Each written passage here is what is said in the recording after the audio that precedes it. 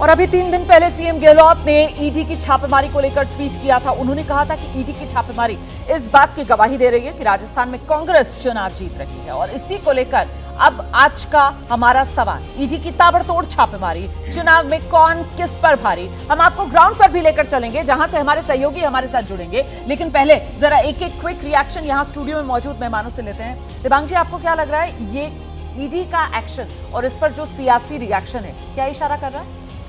देखिए, क्या है कि अब ईडी का एक्शन हो रहा है और हफ्ते भर से ये वहाँ पर खेल चल रहा है और चुनाव से ठीक पहले ये चल रहा है। इसलिए अगर उन्होंने कुछ किया भी है तो ये बचाव ज़रूर होता है कि भाई चुनाव है इसलिए आप ये कर रहे हैं, पर चुनाव से पहले आप कर रहे हैं, वाकई में आपको कुछ मिलेगा नहीं मिलेगा लोग जानते हैं। मेरे ख्याल से इस तरह के जो भी बातें होती हैं उसको लोग समझते हैं, चुनाव से भी जोड़कर देखते हैं। इसमें जो जिनके खिलाफ कार्रवाई हो रही है वो अपने बचाव में बहुत कुछ कह सकते हैं। तो मतलब समीर जी, ये दो धारी तलवार वाला मामला बन सकता है, ये इधर भी जा सकता है उधर भी जा सकता है।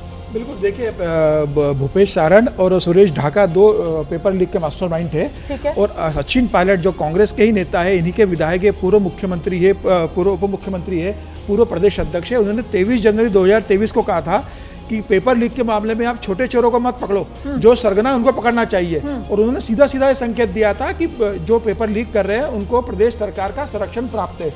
इस बात को लेकर अशोक गहलोत ने भी बात में कहा था कि हमारा कोई संरक्षण नहीं है और सबसे कड़े कानून हमने बनाए। तो मुझे लग रहा है कि जो सचिन पायलट जिस बात की ओर इशारा कर रहे थे कि जो बड़े सरगना है जिनको संरक्षण है पेपर लीक मामले में, उन पर कार्रवाई होना चाहिए। मुझे लग रहा है ईडी उसी दिशा में सवाल ये कि सचिन पायलट का वो इशारा और संकेत कब, और अब ये ईडी का एक्शन कब, चुनाव के लिहाज से ये जो टाइमिंग है ईडी के एक्शन वाली, इसी वजह से सबसे बड़ा प्रश्न चिन्ह। रोमाना, आप देखो कि ना ईडी, सीबीआई, आईटी जो रेड्स होती हैं जी, उसको लेकर अब लोग मतलब एक हंसी उनके अंदर छूटती है कि वो एक ऐसा ये बीजेपी के एक हथियार ऐसा हो गया है कि जिसको भी दबाव बनाना है उसके यहाँ छापे। जबकि सुप्रीम कोर्ट से कितनी बार ईडी के खिलाफ टिप्पणी की गई है कि आप जब भी रेड करें तो उसको पूरी चार्जशीट दें और उसको बताएं।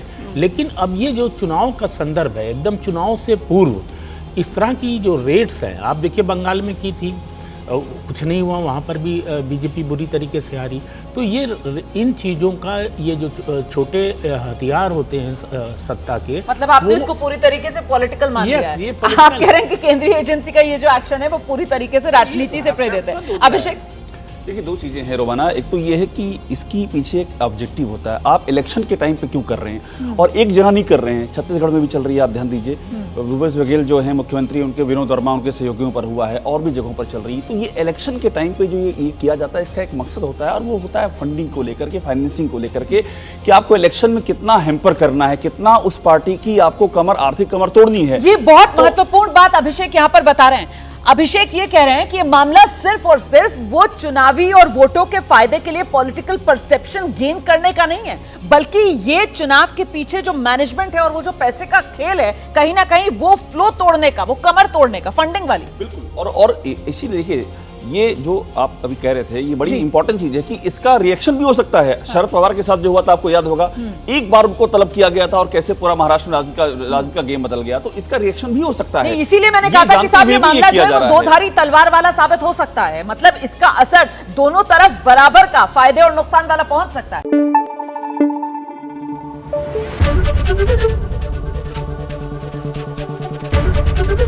एबीपी न्यूज आपको रखे आगे।